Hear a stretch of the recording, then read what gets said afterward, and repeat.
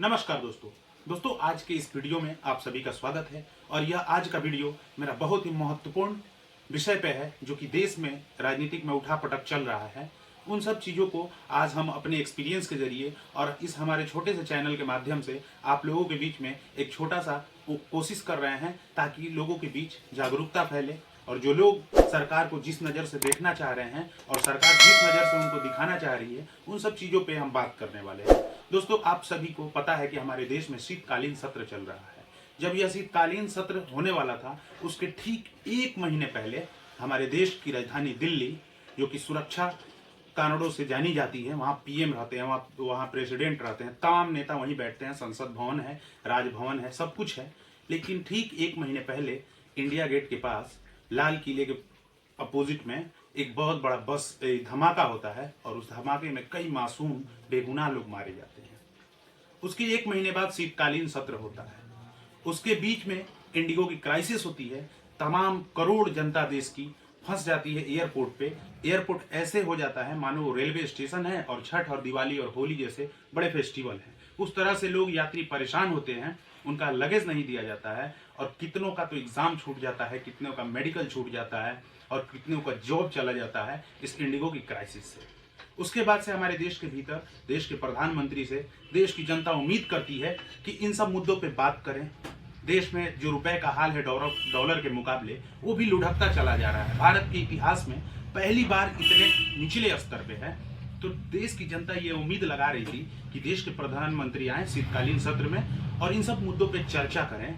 तब तक बीजेपी का जो प्रोपेगेंडा शुरू से रहा है, उसको लेके कांग्रेस को टारगेट करते हुए चर्चाएं करते हैं देश के प्रधानमंत्री नेहरू पे। उसके बाद से चर्चा करते हैं मुगलों पे। उसके बाद से चर्चा करते हैं वंदे मातरम। 150 वर्ष पूरे हुए, जबकि वंदे मातरम हम लोग भी बचपन से, जब नर्सरी से ले आदमी एमबीए कर लिया, पढ़ा लिखा, हमेशा वंदे मातरम को गाया है और सुनते आ रहा है। इस पे ये चर्चा का उतना बहस नहीं होना चाहिए, लेकिन बीजेपी एक एजेंडा बनाती है और इसको लेके संसद के भीतर ना ही विपक्ष को सवाल करने देती है और ना ही जो मौजूदा रूलिंग पार्टी है वो इन सब मुद्दों पे बात करती है। जनता को बहकाने की कोशिश की जाती है और इन सब तमाम बेफजूल की चीज़ों पे चर्चा होती है। और ये जितनी भी क्राइसिस है, जनता की परेशानी है, डॉलर के मुकाबले रुपया टूट गया है और देश में जो धमाका हुआ, उन सब पे चर्चा नहीं होती है। और पक्ष और विपक्ष दोनों आपस में वंदे मातरम को लेके लड़ाई लड़ते हैं। कई नेता का कहना है कि आगामी बंगाल इलेक्शन को देखते हुए, क्योंकि वंदे मातरम बंकिम चंद्र चटर्जी लिखे हैं, इससे बीजेपी को वहां कुछ फायदा हो। उसके बाद से हमारे देश के भीतर शीतकालीन सत्र चल रहा है। इसी दौरान देश के प्रधानमंत्री, जो अपने आप को विश्व गुरु कहते हैं, वो विश्व यात्रा पे निकल जाते हैं और उसके बाद 3 दिन का उनका दौरा होता है और शीतकालीन सत्र को बीच में ही छोड़ के वो चले जाते हैं। और हमारे देश की राजधानी दिल्ली एक बार फिर से मुसीबत झेलती हुई, जो फिलहाल आप लोग सोशल मीडिया के माध्यम से देख रहे हैं, जो प्रदूषण का हाल है, वहाँ की हवाएं इतनी जहरीली हो गई हैं कि वहाँ के जो लोग वहाँ पे रह रहे हैं, उस परिवेश में उनकी आयु कम हो रही है। आरबीआई का जो रिपोर्ट आया है, उसका मानना है कि जो लोग अभी दिल्ली की हवाओं में सांस ले रहे हैं, उनकी आयु 4 वर्ष घटाकर हो जाएगी। यानी कि जो लोग 60 वर्ष जीने वाले थे, अब वो लोग 56 वर्ष जिएंगे और जो लोग 50 वर्ष जीने वाले थे, वो लोग 46 वर्ष जिएंगे। और हमारे देश में तमाम तरह के मुद्दे हैं। एसआईआर में लगभग 35 से ज़्यादा बीएलओज ने जान दे दी। वहीं विपक्ष कह रहा है एसआईआर के बहाने वोट काटे जा रहे हैं, और वैसे वोट काटे जा रहे हैं जहाँ पे अपोजिशन की जीत हुई है, जहाँ पे बीजेपी हारी है। तमाम तरह के आरोप प्रत्यारोप लगते हैं। उसी बीच देश के भीतर एक नया बिल आता है। उस बिल को पहले नरेगा के नाम से जाना जाता था, उसके बाद से वो मनरेगा हुआ। मनरेगा का मतलब वो हमारे देश के बापू यानी गांधी जी के नाम पे बना मनरेगा, महात्मा गांधी रोजगार गारंटी योजना, जिस योजना के तहत देश के सबसे गरीब तबके के जो मजदूर होते हैं वो अपना रोजी रोजगार करते हैं और जो सरकार उन्हें जो सुविधाएं देती है, वो सब उस बिल के अंदर होता है। तभी भारतीय जनता पार्टी यानी देश में जिसकी सरकार है एनडीए, एक नया बिल संसद के भीतर लेके आती है। उस बिल का नाम होता है जी राम जी। अभी भी देश में जो मौजूदा स्थिति की बात कर रहे हैं, वो मौजूदा स्थिति में इसी चीज़ पे बहस हो रही है, जबकि हमारे देश में महंगाई चरम सीमा पे है। बेरोजगारी, भ्रष्टाचार और शिक्षा व्यवस्था, हेल्थ डिपार्टमेंट, किसी भी डिपार्टमेंट में आप देख लीजिए, हमारे देश में भ्रष्टाचार है, करप्शन से भरा हुआ है और देश की जनता को गुमराह करने में रूलिंग पार्टी यानी एनडीए की सरकार लगी हुई है। वहीं बिहार के मुख्यमंत्री नीतीश कुमार जी इसी दौरान ऐसी हरकत करते हैं जो कि एक महिला के लिए बहुत ही आपत्तिजनक बात है। और जब राज्य का सीएम इस तरीके का हरकत करता है तो जनता में क्या असर पड़ेगा, कैसे सुरक्षित रहेंगी हमारी महिलाएं, जबकि नीतीश कुमार जी भी महिलाओं को लेके काफ़ी दावे करते हैं कि बेटी बचाओ बेटी पढ़ाओ। मोदी जी भी बेटी बचाओ बेटी पढ़ाओ करते हैं और नीतीश कुमार भी महिलाओं को लेके काफ़ी एक्टिव रहते हैं और उनकी सुरक्षा को लेके भी। लेकिन वो जो हरकत की है आप लोग वीडियो में देख पा रहे होंगे किस तरीके से उनका उस लड़की का हिजाब खींचते हैं।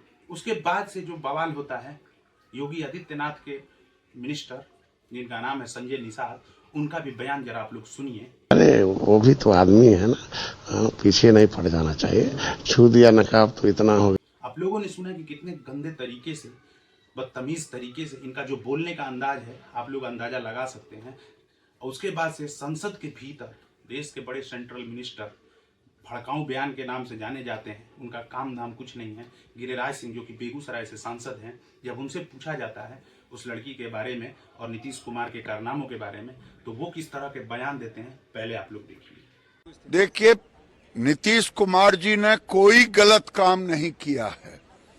दोस्तों, इतना लंबा वीडियो बनाने का मेरा मकसद यही है कि जिस तरीके से हमारे देश के भीतर माहौल है, सारे लोग आज सोशल मीडिया के ज़माने में, मॉडर्न ज़माने में जी रहे हैं और सब कुछ देख रहे हैं कि हमारे देश में महंगाई कितने चरम सीमा पे है। गरीब आज मर रहे हैं, सुसाइड कर रहे हैं, ईएमआई और कर्ज का बोझ, और देश में उन्हें रोजगार नहीं मिल रहा है। बिहार की खास करके बात कर लें तो 70% लोग बाहर में मजदूरी करते हैं और यहाँ पे 10,000 रुपए दे के वोट लिए जाते हैं। उसके बाद उनके घर को तोड़ दिया जाता है। जिस समय अभी काफ़ी ठंड का महीना है, वो लोग कहाँ रहेंगे।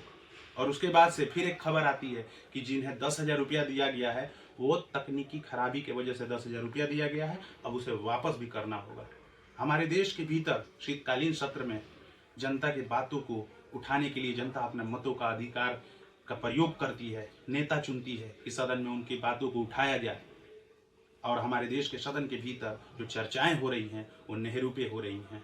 और हमारे देश में एक परंपरा चली है नाम बदलने की, जो कि खास करके यूपी में यह नाम बदलने की परंपरा थी, अब देश की राजधानी दिल्ली में भी हो गई, क्योंकि वहाँ पे भी बीजेपी की गवर्नमेंट है और वहाँ पे भी अब मनरेगा का नाम बदला जा रहा है। यूपी में जिलों का नाम बदला जा रहा था, विभागों का नाम बदला जा रहा था, बस जनता को फंसाया जा रहा है। और जी राम जी ये जो नाम लेकर आई है सरकार, ये हिंदू और सनातन के देवी देवताओं का जो दुरुपयोग कर रही है, उस पर हमारे भारत के सीजीआई का भी जो बयान आया है आप लोग देखिए, आपकी स्क्रीन पे है, आप लोग पढ़िए।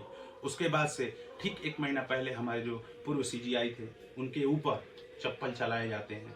एक वकील वो चप्पल चलाता है और वो बाहर घूम रहा है, और जो देश के लिए अवार्ड लाए, देश के सैनिकों के लिए बहुत सारे काम किए, नेशनल अवार्ड लाए, वो जब लद्दाख की मांग को लेके बैठता है तो उसे एनएसए लगा के अंदर कर दिया जाता है। और देश में जो बलात्कारी हैं वो पैरोल पे बाहर घूम रहे हैं।